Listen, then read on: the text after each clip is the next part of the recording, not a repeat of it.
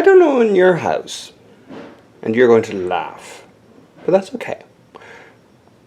My insanity sometimes says, when a machine comes into my house, they know they're going to be used, or they may not know they're going to be used, but they will definitely be used, and used heavily, which is why I only have the best of machines, strong, tough machines. Even the digital ones, they must survive my heavy abuse.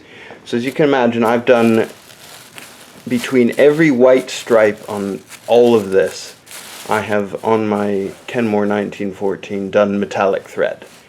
So these are, you'll see the full version eventually. But that is a lot of sewing, like a lot for most people. However, now I have to do all the blue ones in a faggoting type stitch, which is what I started. So I have to choose which machine. I could use my 411G, it's got that. I could use the Kenmore, it's got that. I could also use my digital one that has that stitch on it. I don't think I've got another one with that stitch on it. However, it will be hours and hours and hours of stitching in blue thread. So that's fine, but I wonder if my machines will be happy when they're pulled out to do this level of stitching, or they will just scream in horror at the thought of being used for that many hours. Because my machines do have a personality. Sounds a little strange, but that is the reality of it. But anyway, so I'm going to choose which machine. I'm almost inclined to bring out my digital, but that would mean going down to my locker, which is a bit dull. So I might just, for the first lot, since I've actually wound the bobbin for the blue thread here, I might just go along with that and use the first bobbin up on the Kenmore, and then maybe switch over to another machine, because they do get blinking hot. Oh, actually I think my the Genome might do it. Now the advantage of that is I can put it on either the treadle or the servo motor, in which case the motor doesn't get overheated. But we'll start with that, and I'll continue on with the blue and see how we get on. And eventually you'll see this final thing. But I thought you would enjoy a bit of a laugh about how I think about my poor machines. I have to make sure they all get used, none gets neglected or feel lonely. Anyway, bye for now. So, I believe that I've finally conquered sewing with metallic thread. So, you can see here I've done a lot of work to turn this cotton and just put some fancy stitches.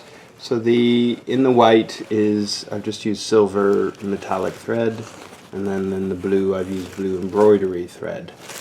On the back, this is part of where the secret to sewing with metallic thread seems to be. So one thing is I've always tried to balance the stitches as I would have expected. So I've used white bobbin thread down here. But if you look really carefully, let's see if I can adjust this, put this under the light a bit more, maybe it'll show up better. What you can see is the metallic thread is looped quite heavily. You would tend to call this not the best stitches in the world. However, what I've realized is pulling the thread tight really does create a lot of friction on it and causes it to break by loosening it a lot. So look at the settings on there, 1.5. That, in combination with a metallic needle and running through a very long thread path. So I've got the thread up there, it goes up to the top, it goes down through the thread feeder, which is, it coats it, and then up into the machine. That really long, so a lot of people use cups or other things. But with that really much looser stitch, I can sew metallic thread on a single, it's good weight cotton, but it's cotton, it's from a duvet cover that I'm turning into a house coat at the moment. I can actually sew at a really good clip. Okay, so there's nice speed. This is hard with the camera. There's full tilt on this machine. No thread breakage at all.